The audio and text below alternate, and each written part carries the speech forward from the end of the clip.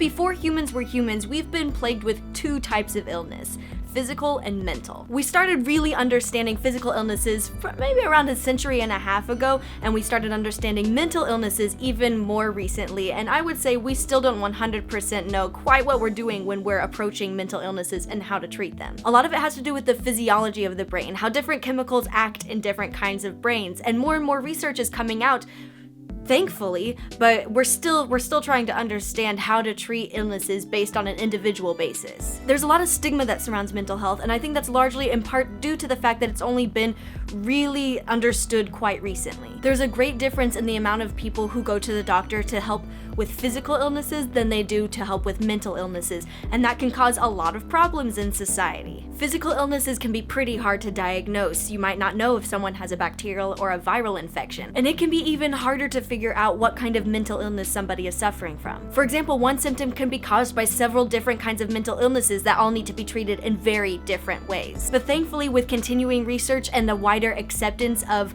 mental health awareness, we can become better at treating those illnesses. Let me tell you a personal story of 2 times when I was sick when I was younger.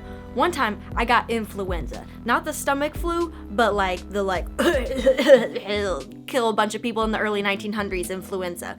I was sick for a while, and it was a little scary, but I eventually, took medicine, got over it, went to the doctor, had rest, got days off of school, all the good stuff, and I was fine after a week or so. However, as a child, I also had a lot of anxiety and had kind of little miniature panic attacks associated with things like homework when I was in 5th grade.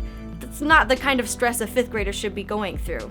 Now, it was something that you could just have written off as just a little kid kind of learning about the world. It can be a little scary. Sometimes you get a little anxious. But going into adulthood, I'm realizing I'm still feeling some of that anxiety, and knowing that I have relatives who have similar anxiety issues, I decided to go to a mental health center and talk to somebody just to make sure, because you know what? I care about my mental health like I care about my physical health. I gotta take care of this body, but I can't do that if this mind isn't at.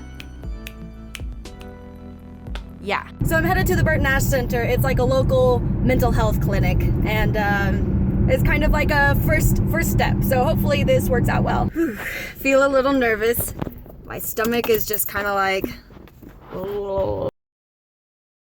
Well, that was really interesting. It was good though. Hopefully it's a good start to my process towards having less anxiety in my life, more positivity, and I think it'll be really good. I think it'll be really helpful. So yeah, going to that mental health facility was awesome. It felt really great to go and talk to somebody about it. But that's not the only way to take care of your body. On top of it, it's kind of important to make sure that not only is your body taken care of, but also your presence in a community of people is not endangering other people's health. That's why I went to get a flu shot today. I work with small children, and I'm out and about in a big community of people pretty frequently. Now, if I catch the flu, I might not even actually get sick from it, but I could still be a carrier.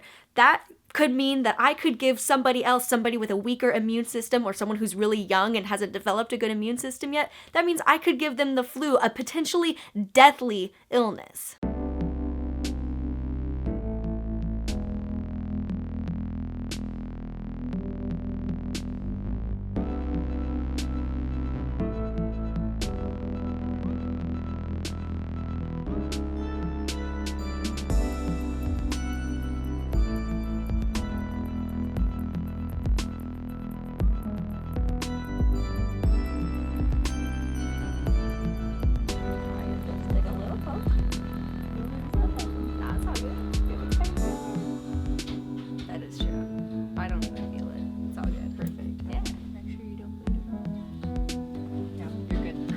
Perfect. No, not a problem. Perfect. You guys have a good night. You too. Now again, thankfully through my health insurance, that flu shot cost $0. Not everybody gets that chance to even get insured, let alone a free influenza shot. Hopefully with time we have policy changes and people working towards the betterment of humanity and of human health, as opposed to just perpetuating their status quo. As you and I have found pretty frequently, Nathan, with charities that we work with for things like Project for Awesome, you can't really become a better people. You can't develop society and progress and learn and grow if you're not healthy. And I think that's something that we can all keep in mind for ourselves as individuals and for ourselves as a community. Nathan, we'll see you on Friday or whenever. It's Christmas, so we'll see you soon.